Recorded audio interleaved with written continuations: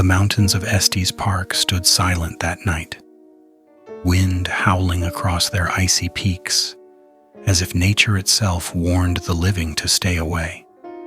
When Arjun, a 28-year-old filmmaker from London, checked into the Stanley Hotel, he wasn't there for luxury. He was there for proof. The place that inspired The Shining, his voice recorder captured. People hear music from empty rooms, footsteps from nowhere. I'll find out what's real. The Arrival. The Stanley was breathtaking by day, all white wood and red roof lines, gleaming like a wedding cake against the Colorado Rockies. But at night, it changed.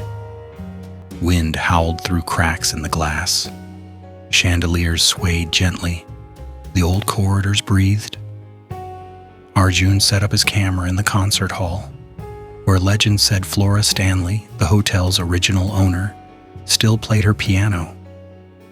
The grand instrument stood polished, untouched, as if waiting for her return. He smiled into the camera.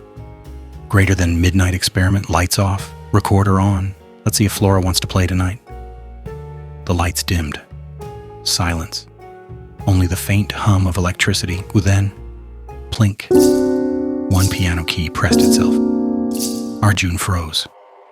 Wind, he whispered, though every window was closed. Another note followed. Then a full chord. Elegant, deliberate. It wasn't wind. It was someone playing. He raised his camera toward the piano. The bench was empty, but the keys moved. Slowly, gracefully, the unseen hands played a tune from another century, melancholic and heartbreakingly human. Arjun's breath fogged in the cold air. "Flora," he whispered. The song stopped. A child's laughter echoed from the hallway. The corridor. He stepped out into the empty hallway, camera trembling in his hands. The laughter was faint, playful at first, then distant, like a child running away. "Hello?" he called. Silence. He turned back toward the ballroom, but the door had closed by itself. Then, faintly, tap, tap, tap, tiny footsteps running upstairs. He followed each creaking stair like a heartbeat. On the second floor, the corridor stretched longer than before. The wallpaper shimmered under dim bulbs, as if the walls themselves breathed. A tricycle rolled across the hallway and stopped at his feet. He whispered, "Who's there?" A little girl's voice giggled behind him, soft and close. "You're not supposed to be here after midnight." He spun around. No one. The air thickened, heavy with perfume and static. His flashlight flickered and died. Then, for a second, he saw them. Two small children, holding hands at the end of the hallway, smiling faintly. When the light blinked again, they were gone. Room 217. The front desk clerk had warned him earlier. Never enter room 217 alone.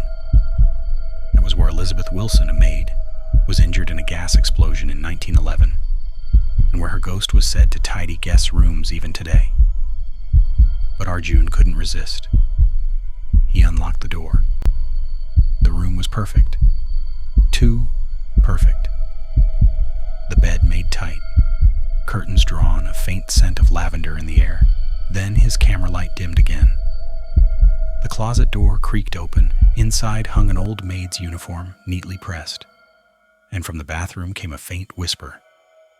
"You shouldn't have come alone." The bathtub faucet turned on by itself. Steam filled the air, though the water was ice cold. On the mirror, fog formed a single word. S-T-A-Y. Arjun stumbled back, dropping the camera. The door slammed shut. He tried the handle, locked. The piano started again from downstairs. He ran down the corridor, heart pounding, shouting into the emptiness. "Flora, what do you want from me?" No answer, only music. The same sad tune echoing through the entire hotel. He burst back into the concert hall. But it wasn't the same. The lights were on. Guests in 1920s clothing filled the room, laughing, drinking, dancing. And at the piano sat Flora Stanley herself, pale, elegant, smiling directly at him. "Greater than dance with us," she said gently. Arjun whispered, "This can't be real." Flora's head tilted.